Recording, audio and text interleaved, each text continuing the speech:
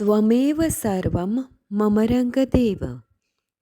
દત્ત ભાગવતનું બિરુદ પામેલ શ્રી રંગ અવધૂત શ્રી વિરચિત શ્રી ગુરુલીલામૃત ગ્રંથ આવાગમનના ફેરામાંથી મુક્ત કરાવે છે. જાણે બ્રહ્મરસાસ્વાદે ભર્યો નર્યો ગ્રંથ સાધ્યંત. આ વરદ અને ઔપાસનિક ગ્રંથને રંગબાળ શ્રી જગદીશાનંદજીએ સરળ અને સંક્ષિપ્ત ગદ્ય લેખન રૂપે વર્ષના દરેક દિવસ માટે એક પેજ તેમ 364 પેજમાં આ શ્રીરંગ બ્રહ્મરસાસ્વાદનું સર્વને રસપાન કરાવ્યું છે. તે ક્રમમાં દરરોજ શ્રવણ કરીએ.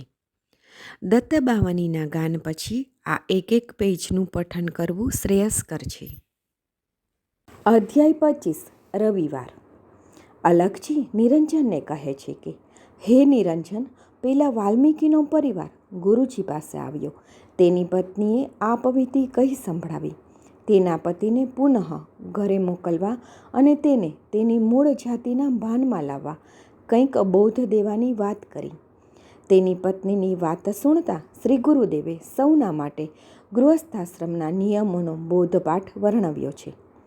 આ સંસારમાં જન્મીને ઇન્દ્રિયોને સંતુષ્ટ કરીને પછી ધર્મમય બનીને આ ભવાર્ણવ ભવસાગરમાંથી મુક્ત થવા પ્રયત્ન કરવા જોઈએ, અથવા પહેલેથી લગ્ન ન કરવું જોઈએ, અને લગ્ન કર્યા પછી પરણેલી સ્ત્રીને સંતોષ ન દેતા, તેની મનોકામનાને પૂર્ણ ન કરતા, તેના સંગને ત્યાગીને ભાગી જતા મહાન દોષ લાગે છે. જે સૂર્યાદિકની સાક્ષીથી જેને તું પરણ્યો છે તેનો ક્યારેય ત્યાગ થાય નહીં. આવું કરવાથી ક્યારેય કોઈની સદગતિ થતી નથી. શ્રી ગુરુજીનો બોધ સુણતા જ એ હાથ જોડી બોલ્યો કે મારા બાપ, હવે હું જ્ઞાની થઈ ગયો છું. તે ભૂલીને હું કુજાત શા માટે થાઉં? સદગુરુએ સ્વગત વિચારીને જોયું કે હા, એના અંગ પર અભિમંત્રિત કરીને જે ભસ્મ નાખી છે તેનો જ આ પ્રતાપ છે. જો તેના અંગને પાણીથી ધોઈ નાખતા તો તે જ્ઞાન પણ દૂર થઈ જશે, તે પોતાના મૂળ સ્વરૂપમાં આવી જશે.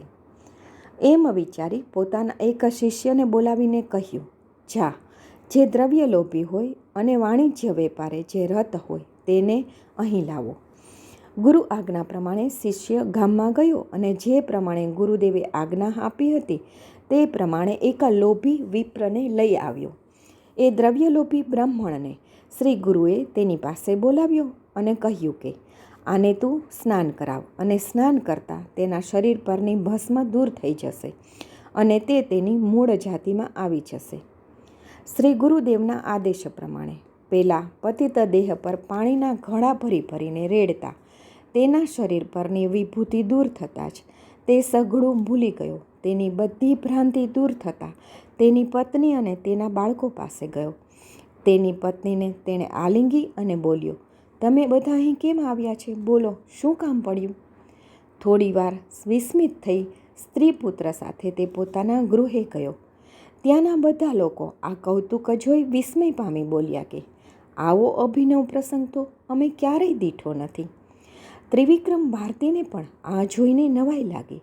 તેણે વિનયથી 2 હાથ જોડી શ્રી ગુરુદેવને કહ્યું, પ્રભુ, મને એક શંકા ઉત્પન્ન થઈ છે, તેનું સમાધાન કરો.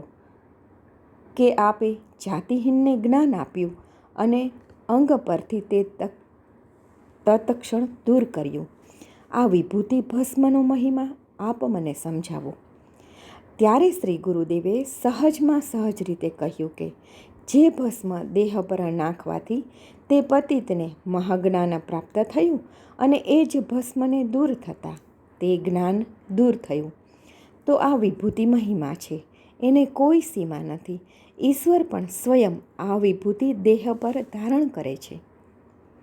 શ્રી ગુરુદેવ ભસ્મનો મહિમા સમજાવતા કહે છે કે પૂર્વે કૃતયુગમાં વામદેવ નામે મહાયોગી મુક્ત સંગે એકલા જગમાં વિચરણ કરતા હતા.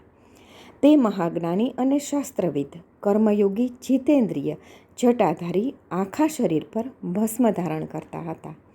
એક વખત એક જંગલમાં મુક્ત મને વિચરણ કરતા હતા. તેવામાં એક માનવ ભક્ષક બ્રહ્મ રાક્ષસ તેમની પાસે આવી તેમના પર પ્રહાર કર્યો. પ્રહાર કરતાં જ તેમના શરીરની ભસ્મ પેલા રાક્ષસ પર પડતા રાક્ષસની ક્રૂરતા ગઈ. તે જ્ઞાની થઈ ગયો. ચિંતામણીના સ્પર્શથી લોડું જેમ સોનું થઈ જાય, કાગડો જેમ માનસરોવર જઈ એક ડૂબકી મારતા હંસલો થઈ જાય, તેમ આ અતિ ક્રૂર બ્રહ્મ રાક્ષસ મહાજ્ઞાની થઈ ગયો અને તેના પૂર્વના 25 જન્મો યાદ કરીને પોતાના દુષ્કૃત્યોને સ્મરી પશ્ચાતાપ દ્વારા પ્રાપ્ત વામદેવની અભિમંત્રિત ભસ્મ બ્રહ્મ રાક્ષસને શરીરે લગાડતા તે બ્રહ્મજ્ઞાની થયો. તેનું અંગે અંગ સૂર્યવત તેજસ્વી થઈ ગયું. તે દિવ્ય વિમાનમાં બેસીને સ્વર્ગે ગયો. આ વિભૂતિ મહિમાનું અતિ ગૂઢ જ્ઞાન જાણવા માટે શ્રી ગુરુ લીલામૃત અધ્યાય 83નું પઠન મનન કરવા વિનંતી. શ્રેષ્ઠ ભસ્મ મહિમા નકી ગુરુ હસ્તથી વિશેષ પામ્યો રાક્ષસ સદગતિ ક્ષણમાં જો ગત ક્લેશ. શ્રી ગુરુ લીલામૃત અધ્યાય 83 દોહરો 257. અવધૂત ચિંતન શ્રી ગુરુદેવ દત્ત.